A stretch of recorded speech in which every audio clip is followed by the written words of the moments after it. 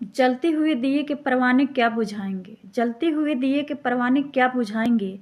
मनीष कश्यप जी वो मसीहा सबके दिलों में राज करने वाले, उनको दुश्मन क्या हराएंगे।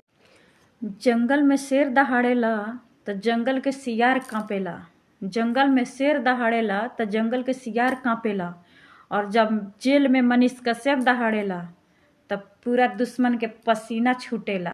हाय दोस्तों, प्रणाम, नमस्कार, गोड़ लागतानी अपने सबन के। कैसन बानी अपने सबन? ये शायरी अच्छा लागल हुई तो कमेंट करके बताई जे कैसन बा शायरी, और अच्छा लागल होके तब एकरा के शेयर करी और लाइक करी और कमेंट करी और शेयर करी, और फेसबुक पर देखा तानी तो एकरा के फॉलो कर ली चैनल के, और ज़्यादा से ज़्यादा शेयर करी। और अपने सब कैसन बानी कमेंट करके बताई अपने सब कैसन बानी, और आशा बा पूरा कि अपने सब स्वस्थ होके मस्त होके।